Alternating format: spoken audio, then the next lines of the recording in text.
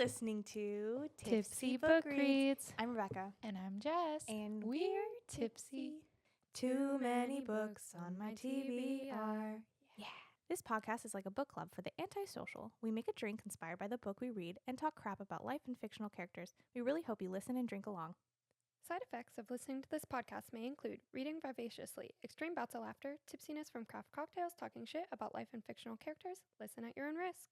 Just a warning, this podcast is explicit. We are all over 21 and there are spoilers. We warned ya. Hi, best friend. Hello. I don't know how I feel about us being up here.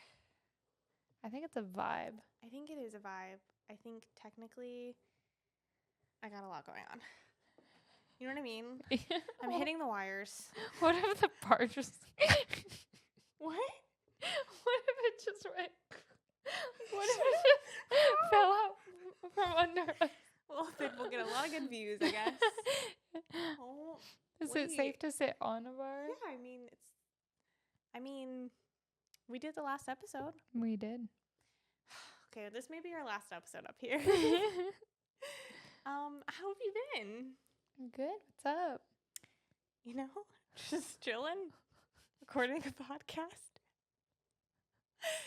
Oh, Lord. It's 10:40 at night. We feel delusional. But what are we reading? Oh, my gosh. Two Twisted Crowns. You guys? By Rachel Gillig. It is so good. Is it? I'm a fucking idiot. No, you're not. Yes, I am. I thought there was an N in that. Gilling. Oh. Gillig. Okay, well, Rachel, I'm so sorry. I think I pronounced your name wrong last time and on another book account. But it's okay, because Two Twisted Crowns is what we're reading, and it's fantastic. Yeah. It's so good. I was reading faster than Jessica by a few days or whatever, and I genuinely was like, I need to record. Immediately, I need to talk about it because it's wild. All right. I do have a question for you, though. Yes. What you drinking? That's what you're drinking. What did we say? The Maiden card. The Maiden. This is the Maiden card. Yes. What is in it? It is a gin and tonic, a rose elderflower gin and tonic with a lavender valerian root simple syrup. And you said elderflower liqueur? Oh, yeah. Elderflower liqueur and edible glitter. Clink, clink.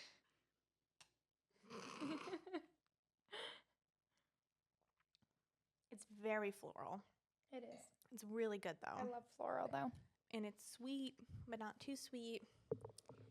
So the reason why we came up with this drink, and I actually helped this time, was because the Maiden card, we find out, has healing properties. So it's not just pretty, which this drink is pretty, but it also has healing properties. So the lavender, the whatever, valerian root, gin. Yeah. All good things. All good things. Also, they have, I don't know, their effects kind of go with, I feel, the effects of the Maiden. Just, I mean, granted, they make her kind of feelingless, but they also make her very, chill. Yeah. Interesting. I like it. I like it. Sorry, I had to fix my microphone. I was gonna be like this the whole time, slouching. Anyways, I love this drink, and it's very well thought out. Yeah. Nice. We made it. Teamwork. Came up with it right before we started recording. We did, but that's what it's all about. Yeah. All right. Let's dive in. So I did do a character breakdown this time. Stunning. Okay, so we have the U family, which our core characters are Jesper, Raven, and Emery. Then we have the Rowans, which that is the King, Hoth, and Elm. Then we have Hawthorne, which are core characters. And Emery is a U as well, right? Yes. Oh, I missed that. It's okay. Hawthorne is Ione and Auntie. Yeah. I forgot her aunt's name. And Spindle, we have Elspeth and her dad, plus the stepmom and twins. So yeah, I actually wrote my notes. Well, I didn't write my notes. Then when I was thinking about the book, I rewrote my notes / wrote them for the first time, organized them by character. I love that. Yeah, I think it just makes more sense. Yeah. For this book, at least. Yeah. Because the shifting POVs and stuff, I think it makes a lot of sense. We love a multi-POV. Heck yeah. When I started this book, that's really all I wanted. I wanted multi-POV, even if it was just Raven, and I wasn't sure what we were going to get from Elspeth. Because, I don't know, but I think it was really well done. Yeah, I'm loving this. Okay, should we start talking Elspeth? Yeah. Okay. Let's do it. I don't know why I love creepy and weird stuff, but like the creepy and weirdness of a black sand beach, but it wasn't a beach, like a lake river in his mind, keeping all of the things that he doesn't want to relive or remember on this beach, but getting them a safe home. Yeah, that's really cool. It's very cool. And so Elspeth meeting his entire family. Yeah. Basically. And that's wild. Horrifying. And she has no idea who she is. Yeah. She's so lost within everything right now. That's scary and traumatizing. Another thing about the whole him being at the forefront of her mind thing is when he/Elspeth speaks, it's Elspeth's voice. But Raven talks about like being able to tell the difference just in like little things that he says and how he says it, even though it looks like Elspeth, it sounds like Elspeth, but Raven can tell the difference. And just like I can picture those little mannerisms and stuff that are just very different from how Elspeth would walk and talk, and I think that's so fascinating. So good. So good. And speaking of that, when Elspeth does kind of come out of the brain or out of the black sand beach, Iceland, what's interesting is she sees her reflection and she mentions how dirty she is. Yeah. She's like, what the heck, you couldn't have washed? True. But how do we feel about the nightmare's response being that it's so that Raven can separate himself more? I love it. I feel that there's a few things the nightmare has done on behalf of Raven and Elspeth. Yeah. I think he cares dearly for Elspeth. He does. It mentions multiple times of it almost like a parent figure. And I don't know, like he protects her, and he's even said throughout her whole life he's protected her. Granted, he's definitely got an evil streak to him, but he could have just totally sent her out, period, done. But instead, and he's even said like she's not gone for good type of thing. Yeah, and his argument too, I mean her argument was at one point, well, he protects me because it helps us both, you know? So that if I wanted to argue that side, but I do think that he cares about her. So going into Nightmare King's person, I wanted to bring up on the book cover, it says Maiden, Monster, Martyr. Okay. So we know Maiden is Ione. We know the monster we think is the king. Yeah, because it talks about the maiden, the monster, and the maiden. What does it say? Wait, can I finish? Because I'm scared I'm going to forget. Either the monster, I think you're supposed to think that it's the nightmare, but it's actually the shepherd king. And I wonder if the martyr I thought was Elspeth for a while, but now really thinking about it, like marinating, I wonder if it's the actual king. No, sorry. The alive king and the nightmare king. Okay, so the monster is the alive king, Rowan. And martyr is the shepherd king. Sorry, I mixed their names up before. I don't know. Because the saying before was what was it? I don't know. Something, and the monster they became. Yeah, so they became one. Yeah. Interesting. Maiden, monster, martyr. Curious. So I wanted to bring that up, though. And some other things about the nightmare and Elspeth, kind of grouping them together. He almost lost her. Yeah. So he was kind of panicked. Yes. And oh my gosh, if this was made into a TV show, I know we say that, but I can see this so clearly of her on this like sand beach and it cutting back and forth between real life and this. It was so well done. It was so well written. It never felt like whiplash. Yeah. It felt like it fit. And you knew what was what and who was who and all of the Yes. things. Yeah. Yeah. That was so Yeah. I love the creepiness of it. Yeah. But so she kind of gets to the point where she's like lost. She goes into the little river. The deep end. The deep end. I like it. And the monster, whatever, nightmare can't find her. Yeah. And what's so cool is you're going back and forth between his mind and what's happening in real life. So Raven is noticing the nightmare, Elspeth, is very, like, not there. Withdrawn. And it's because he's in his head trying to draw her out. Yeah. And I like that he's kind of panicking about it. Yeah. Like, because I don't think he wants to take over fully. No. And at one point, Raven says, like, let me speak to her. And in his mind, he's like, I don't know where the fuck she is. Hello. Come get your man, Elspeth. Literally. Come get Raven. Yeah. Oof. Yeah. That was wild and well done. And then all of a sudden, she crashes out of the waves. And she gets to talk to Raven. And I thought that was very sweet. Yeah. And I thought it was funny, his translating for her when she mentions, like, can't you clean yourself? And he tells Raven it's because she thinks that you don't like her anymore or something like that. And I was like, that's such a dad thing to say. Literally.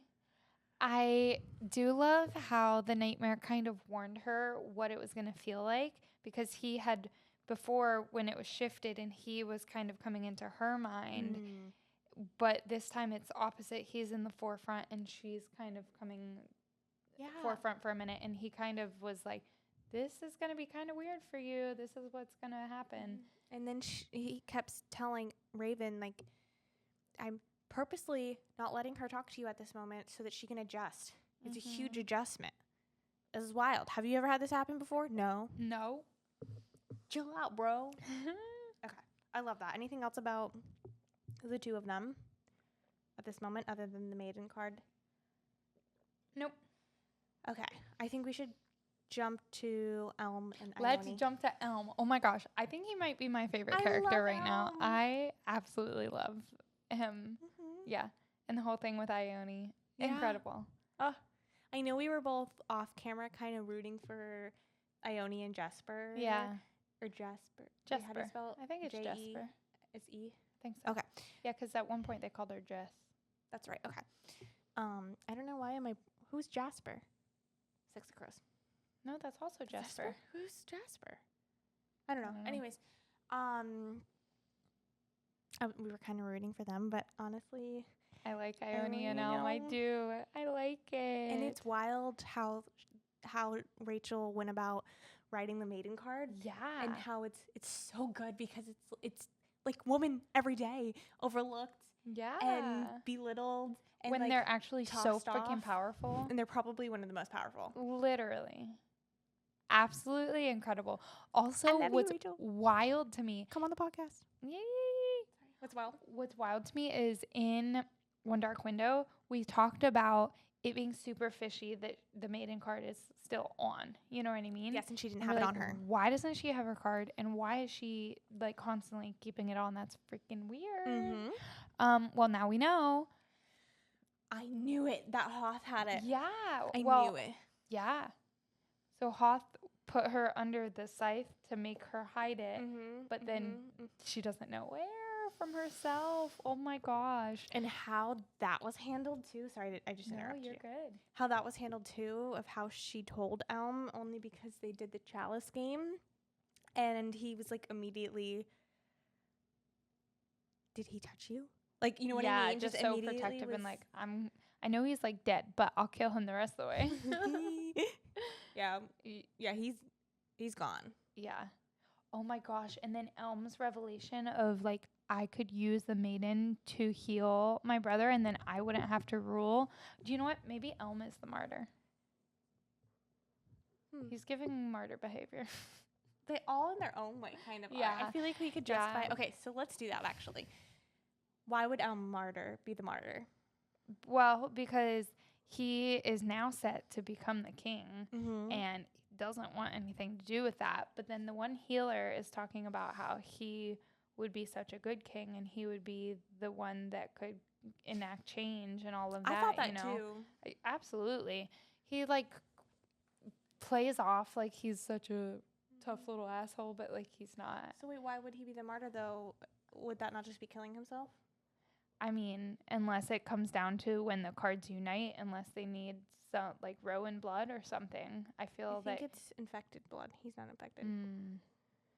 Not to downplay your thing. I was just curious because it could be anything. I mean, he could be a martyr for Ione for some reason. I think Ione could be the martyr possibly because for sure. Of a lot of reasons. Like she just went through all of that, and if she kind of gives me the vibes of if I can help so that other people don't have to go through that, I would. Jesper gives martyr vibes for sure. She would lay down in front of Raven, in front of all of them. Emery, and then Raven for sure. For Elspeth and a heartbeat. Absolutely. And then Elspeth would just for Raven or Ione. Raven for Ione for the other infected. But yeah. Anyways, cool. Look at us. But no, I kind of like what you're saying, how it could be King Rowan. Like, he's very evil, but he could technically have a redemption arc in this last section of the book. Yeah, he could, and I think it makes sense. Like, and maybe it makes too much sense. Because he doesn't have anyone left alive. His poor dead children are waiting around at the U home because he promised to come back for them. Like, oh my God, that was so sad. The daughter telling Raven, like, where's my dad? He hasn't crossed the veil. That was nuts. Yeah. They're waiting for him. Yeah. That's so sad. Come on, Shepherd King. Right? Oh, what's his name? Axels?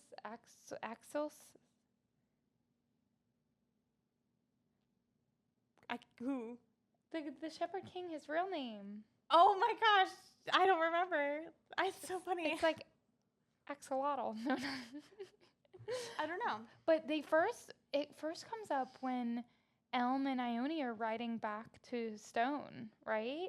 They pass some property and it says a name and then they say it out loud. And then it's come up multiple other times. And then I think that's the Shepherd King's real name, right? Probably. I just Control Alt Delete. Gone. Axels. Let's keep talking about Elm and Ione though. Yeah. So yeah. The two of them are falling in love for sure. Absolutely. They have the little chalice thing. And then something about the marriage of it all between the Shepherd King being like, "Oh no, you're now the heir." The King Rowan. Yeah, sorry. Why do I keep doing that? King Rowan is like, "You're now the heir, like your brother is basically dead. So you have to marry." And so then he goes and he opens up the contract, and it turns out the contract between the Hawthorns just says heir. Yeah. It doesn't say Hoth. Right. So if he's the heir, then he's going to have to marry Ione, and now that causes all other complications. Yeah. Which is nuts, right? It is nuts. And she's going to hate him. I don't know. I don't know either. Ione being a badass, though. She's such a badass. Sorry, I don't know how I want to say it. I kind of want to go crisscross applesauce. She kills all those people, all the highwaymen, the actual highwaymen. And that was wild. Her stealing the cards, the scythe cards, when that happened. So Elm and her left the Spindle home. Spindle's mansion. Oh, on the way to Stone. Mm-hmm. Yes. On the way. I was and like, then they got robbed by the highwaymen, but she stole the cards. Yeah, so sneaky. She's like, pew, pew, pew. was great. Yeah, that was crazy. Yeah. That was so good. And even Elm was like, wait, what just happened? Hold up. And he was like, Loki turned on. Yes. Loki Oh my gosh, she was confused. like kind of leaning up against him on that horse from that very moment. And it's so interesting what the maiden blocks out versus what she can still feel, and how she can still feel desire, and how he's constantly like keeping an eye on the flush of her cheeks and all of that. It's adorable. It's so cute. And during the chalice scene, when she was like, you didn't notice me. And he's like, want to bet? How about this time? This time? This time? She's like, oh shit. Yes, I love them. Loved it. And they're the same age. Mm-hmm. For some reason, I picture Elm younger. Like, he just is a little baby. No, I think you're still mixing up Emery. No, No, not anymore. no. Just, I don't know, compared to Raven and Elspeth, he seems just like, I think because he tries to have such a hard exterior, it's giving like Chihuahua, but in the best way. All right. I like it. We definitely needed like a fan art of that. Okay, so the chalice scene, before the chalice scene though, we do have when the king decides to keep Ione alive. Yeah. And that was nuts. She almost dies, but she doesn't because she has the maiden card. And then frickin' dad almost kills the king. Yeah. The dad and of Elspeth. almost his brother-in-law. Which, fair enough. His For both of brother-in-law them. did rat out Elspeth, and he went batshit and was like, absolutely fucking not. that was incredible. Yeah. That was incredible. I that whole loved thing. it. That whole scene was wild. And Elm had, like, only eyes for Ione, right? Trying to protect her. And she gets freaking sliced. Like, palm. nasty. And then he's, like, inquires after her. And what's the healer's name? The healer that we like? Whatever his name is. He's like, no, she's fine. What do you mean? Not a scratch on her. And that's how he Maiden finds card? out that the maiden card heals. And then on the flip side, with Raven and their little outing, the nightmares like bring a maiden card, and they're like, Why do we need okay, that? that's kind of weird, That but was such a good whatever. tie-in. Yeah, it was so good. So they're both consecutively finding out that the maiden card is actually the most badass card in the whole freaking deck. Thank you very much. Incredible. I think that shows how good of a writer that Rachel is also, because everything feels like it's happening at the same time while they're different chapters. Yeah. You know how we always you scare me. That was quick. You know how we always say like, I wish we had a timeline? Yeah. I feel like we have one underneath us. Absolutely. It's like all embedded. Okay, so let's take a little break and then we'll jump into Raven, Hoth, King, and Raven, Hoth, and King. And Peter. Okay, let's talk about Raven and the poor guy. The poor guy's going through it. Literally. I mean, he has to be with the love of his life that's not the love of his life. He has to lead this crew that's not his crew. It's not who he's normally with. It's 2 spies. At least Jess got to be with him. Yes.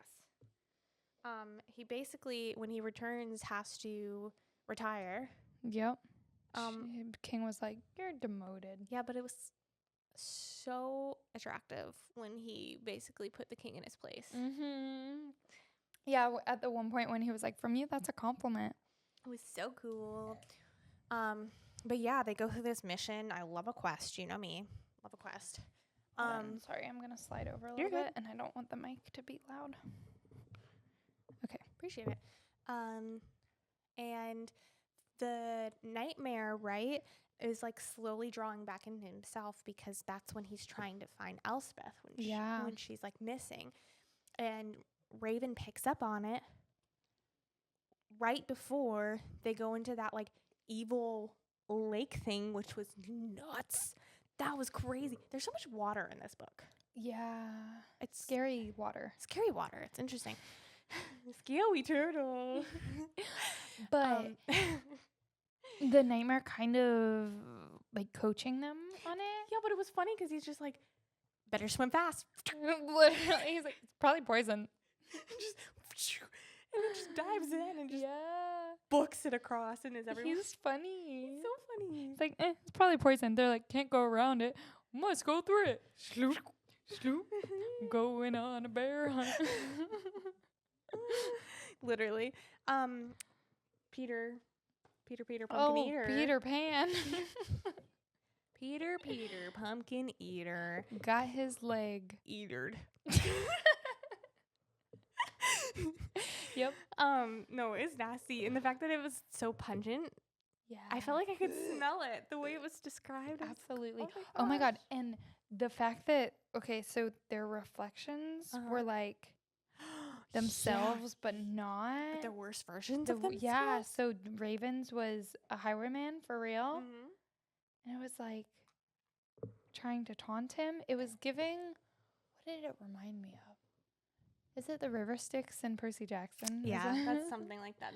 That you're right. Something is familiar about this. Interesting. That's a good point. Yeah, almost. I would say it was probably the river. But the nightmare is still like battling in his brain, right? And then Raven is like, "Hello, bro. This guy's leg's about to dying. be a goner. What do we do?" And he's like, "Take the maiden card." And Raven is like, "Bro, why are we gonna use the maiden card? Was he gonna look pretty?" Healed him, and then he ran off and told the king. Yep. Trash. Should have let him die. Anyways, so what a little garbage can of a human. I don't know what laugh that was. It scared me a little bit. But yeah, so the one thing we didn't talk about that revolves around Raven is Emery getting home. Yes. And so the king held his bargain with that. He did. Emery's home, but the minute Raven messes up, Emery's back in the castle, and not. If Raven acts up at all, Emery's got to go to the castle. Which is crazy. Yeah. In a jail cell this time. Yeah, yikes. And he would not do well because that dungeon is cold and brutal and he's already like dying. Yeah, he would be gone in not long at all. So Raven fully believes somehow at the end of this he's going to get Elspeth back. Which part of me kind of wonders if Rachel's just going to kill Elspeth off, because in reality, like, she wouldn't make it through this, you know? I don't know. Well, Elm is fully like, she's going to be dead by whatever, is it the solstice or whatever? Yeah, that's how I picture it too. Elm's like, dang, she's going to be dead. I mean, Raven's like, no, my girl, she's going to make it through. What if they both die and it's like Romeo and Juliet? I know. That would be devastating and I would love it. Okay, Hoth is dying. Do we need to talk about his abusive self? No. Okay, moving on. Trash. Meh. Garbage. Meh. Red flag. Do we have our... I'm not even going to try. I will fall. That's okay. Red flag. Okay, interesting, the king, though, right? So we get a little bit inside of his brain of how he covers everything up. Yeah. And how it's all just like very picture perfect bow tied, and like, oh, Hoth has the flu. Yeah. It's like the Kardashian video when Chris is like, oh, Kendall just had the flu or had the cold, and Kendall's like, I did not have the flu. I had COVID. That's what it's giving. Yeah. But yeah, interesting that that's how Elm was able to get him to not kill Ione. Mm-hmm. Used it He against does care a lot about appearances and all of that. So they're throwing all these parties, and Elm is like, I don't want anything to do with this. Oh my God, the freaking butler guy is so funny. He is funny. He's I forgot about him. so funny. Elm, he hates Elm. And I don't know, that whole scene to me, I want to see that on screen. I just want to see all of us on screen. I know, it's so funny. And Elm's just like, he said something that was so funny to me, and I didn't write it down, so of course I'm not going to remember. But something like, we've all been going to the same dinner parties for so many years. I swear, like, if we don't know our names by now, we're never going to know, because he was announcing all of the people at the party. and it was just very snarky and very Very Elm. So what do you think is going to happen? Oh, I don't know. I I'm know. so bad at predictions, and it could, at the point we stopped, it could literally anything Could happen. And I think it's so funny. We always pick the chapter like a few chapters before to stop, where we really get the information that we need to solve the. Yeah. So Always. when we read one more chapter, we're gonna know exactly. Yeah. And we're gonna be like, I freaking knew it. Dang it. I don't know. I know. There's so many possibilities. We gave so many good prediction or theories. We gave so many theories this episode. So I love you picked up on that martyr thing though, because I didn't notice that on the cover, and it makes me wonder who. I don't know. I like your theory of it being the King Rowan. I have to shout out someone in the book club that I'm a part of, because he helped me like remember to look at book covers more deeply. And for book club, we read Intermezzo, and the cover of that is incredibly detailed. But when you first glance at it, you don't think about it. So when I was looking at this cover, that's how I picked up on that. And then like a few other things that you and I kind of discussed beforehand. Like we think it might be the twin alders on the front. So that's what this whole mission is to find the twin alders card, right? So that. Sorry, keep talking. No, you're I'm good. changing the subject. So that is probably Elspeth reaching their destination. Elspeth is described as having short hair now because the Shepherd King chops her hair, and then she's mad, and so is that Ione? Raven. Does she have brown hair? Who the fuck is that Ione? I don't know. I don't remember what she looks like. I don't think so. Who the fuck is it then? Well, maybe she grows her hair back. I mean, it's a long journey. Maybe hair grows faster in this world. Maybe you're right. But yeah, there's so much steam and all that stuff. There's the mist. It's interesting. Yeah. Lots of birds. Scary. Yeah, that is scary. Anywho. I don't know. I cannot narrow down a single prediction. Anything could happen at this point. Okay, we don't own the rights to that song. Nope. I love it. I have so many thoughts. So what are your thoughts? We'd love to hear from you. Let's chit chat. Yes, send us a message. Let's get that in engagement up. Literally. Please like, share, all the things. It seriously goes so far. It does. Like the biggest thing we could ask for support of this show is by liking engaging and on social media. Yes, on social media, and like boosting it, sharing it if you want, but genuinely like just like a dang post. Yeah, it's cool. So thank you for doing that. Some cool things. If you're going to Romantasy BookCon in October in Orlando, we're going to be there. Send us a message. We would love to maybe do like a meetup. Yes. Oh my God, that would be so much fun. It'd be so fun. Let's do it. We also have some fun author interviews coming up. Yes, we're getting back into the author interview swing of things, so that'll be cool. Anything else? No, that about covers it. So chapters 26 through the end. I think that's chapter. Yes. It's like 49 in an epilogue. Yeah. And we'll get to talk about the end, which is going to be fun. I can't wait. So, like, comment, subscribe, stay tipsy.